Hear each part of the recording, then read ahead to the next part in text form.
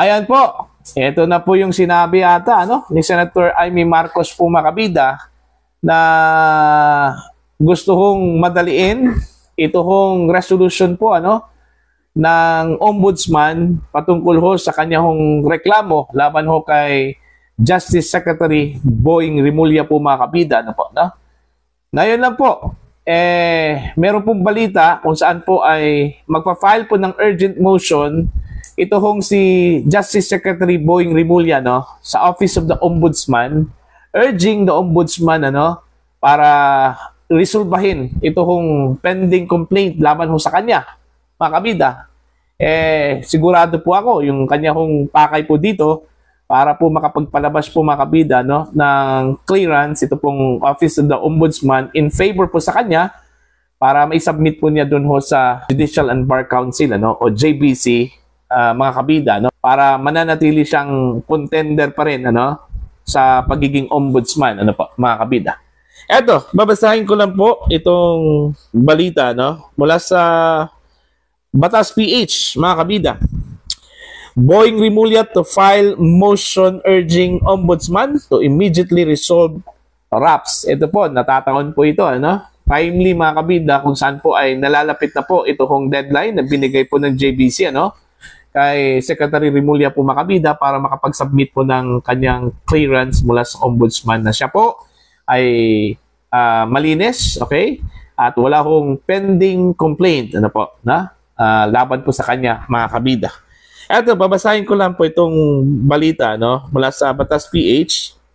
Justice Secretary Jesus Crispin Rimulya on Tuesday said that he will file a motion urging the Office of the Ombudsman to resolve the multiple administrative complaints filed against him in connection with the arrest of former President Rodrigo Duterte.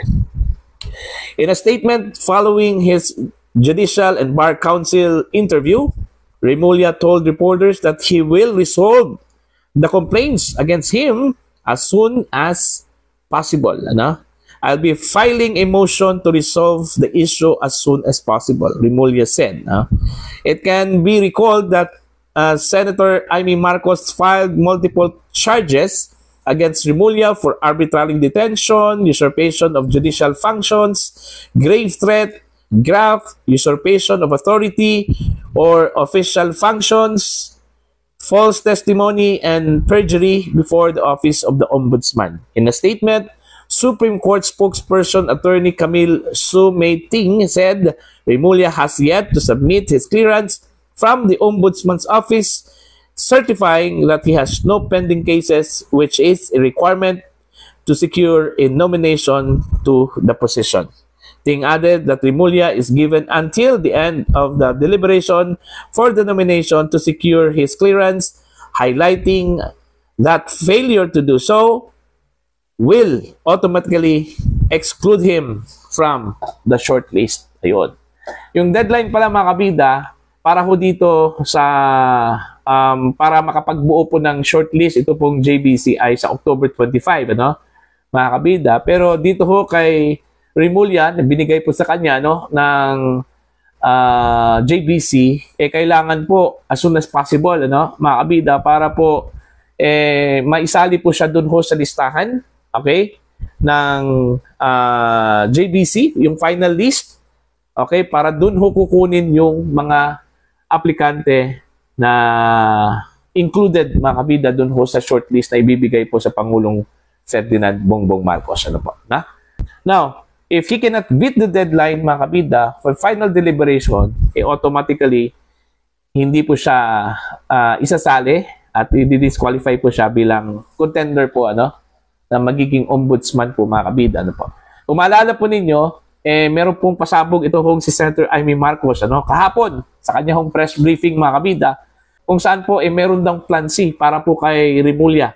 Okay? Ang gusto daw ng Marcos admin, mga kabida, na italaga ito hong si Rimulya bilang ombudsman.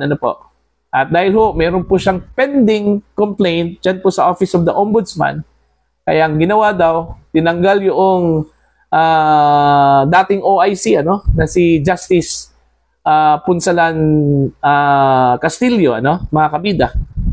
At ipinalit po ito hong si Attorney Dante Vargas, mga kabida, no? Dahil ito hong si Attorney Vargas po, mga kabida, yung kanyang asawa ay classmate daw, ano, ni Remulla sa UP Law School. Okay? Kaya ito daw yung dinesign na italagad dyan sa Office of the Ombudsman in order to execute nitong pag-dismiss daw, ano, sa complaint na isinampa po ni Senator Amy Marcos laban ho kay Secretary Remulla, no, mga kabida. In fact, meron pong binigay na timeline, ano, ito hong si Senator Amy Marcos na ngayong linggong ito daw, ano, mga kabida, ilalabas daw nila ito hong dismissal po, ano, ng kanyang complaint, ano, laban ho kay Secretary Remulla. Kahit pa daw na medyo dapat mahaba yung proseso pa po, ano, dito ho sa pag-resolve po ng kanyang reklamo, ano po, laban ho kay Remulla at iba pang mga sangkot doon ho sa pag-aresto, ano, dating Pangulong Rodrigo Duterte, mga kabida, ano po, no?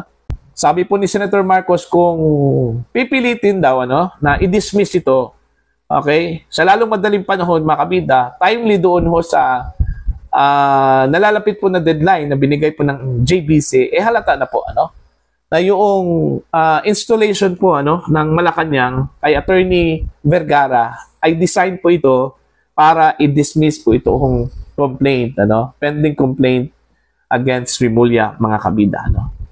Okay? So, titingnan na lang po natin to kasi mismo ang Korte Suprema through Attorney Ting, ano, hanggang ngayon wala pa pong clearance na isinabmit ito kung si Remulla, mga kabida. Paano? Hindi pa po na-resolve. Now, halatang-halata na po, mga kabida, kung i-resolve ito, okay? At lalong-lalo na po, ano, kung ito ay i-dismiss, mga kabida, okay, without due process, ito kung complaint against Remulla, talagang, yun talaga yung design, ano? Okay? At ang matindi ho dito, ano? According to Senator Marcos, ang plano daw is pag maupo ito hong si Boying, ano, bilang ombudsman, magsasampa daw ito ng criminal cases, ano, laban ho kay Vice President Sara Duterte. At yung kaso ho na isasampa daw, mga kabida, i-plunder. Okay? Ayon po dun ho sa naging rekomendasyon po ng Committee on Good Government and Public Accountability, ano, ng House of Representatives, yung nag-imbestiga ho, mga kabida, ano, sa confidential funds ni Vice President Sara Duterte sa Office of the Vice President at maging sa kanyang opisina ho sa Department of Education nung time po siya ay secretary pa po, mga kabida, no? Matindi po yun, ha? Plunder case. Wala hong bail ban yan. Okay? Sigurado hong makukulong ito hong si Vice President Sara Duterte, ano po, no? Alright? Plus, meron pa po yung iba pang mga kaso po like malversation of public funds.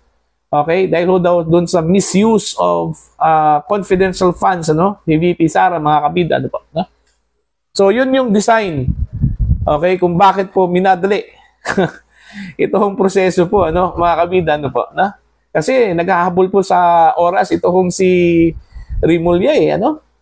So, kaya siguro tinanggal yung si Castillo kasi according to Senator Amy Marcos, ang balita daw niya parang hindi daw ito pwedeng hawakan sa lieg. Ito kung si Castillo, mga kabida, no? Tsaka very legalistic daw ito. Stick to the law, ano? Ito kung prinsipyo po ni Justice Punsalan Castillo, ano po, mga kabida. Kaya siguro, threaten ito kung Marcos admin, baka hindi po makaabot po sa tamang oras, ano? Okay, ito kung si Remulla, kaya yun na po, tinanggal. At meron pong mga aligasyon, ano, laban ho kay Castillo, mga kabida, kaya ito po yung naging ground kung bakit pinalitan daw, ano, ni Attorney Vargas, mga kabida. So titingnan na lang po natin. Okay? Kasi ito hong si Senator Amy Marcos, nananawagan po ngayon, ano, kay Attorney Vargas po, mga kabida, nagampanan yung kanyang hong trabaho bilang OIC Ombudsman at dapat wala hong kinikilingan, mga kabida. Okay, i-resolve ang kaso according to the merits, not because of pressure, ano, galing ho sa Malacanang, mga kabida, ano po. Yun yung mensahe po ni Senator Amy Marcos, ano, kay Attorney Dante Vargas, ang OIC Ombudsman po, mga kabida, ano. So titingnan na lang po natin, mga kabida, kung gaano po ka reliable ito hong informasyon na nakuha po ni Senator Amy Marcos na ngayong linggo daw ay ilalabas daw ito hong dismissal laban ho dito sa kanyang reklamo against Boying Rimulya at iba pang mga sangkot mga kabida doon ho sa pag-aresto kay dating Pangulong Rodrigo Duterte to pave way doon ho sa clearance na hinihingi po ni Rimulya para ho sa kanyang application for the position of the Ombudsman dyan po sa Judicial and Bar Council. So ano po ang inyong pananaw at opinion ho dito?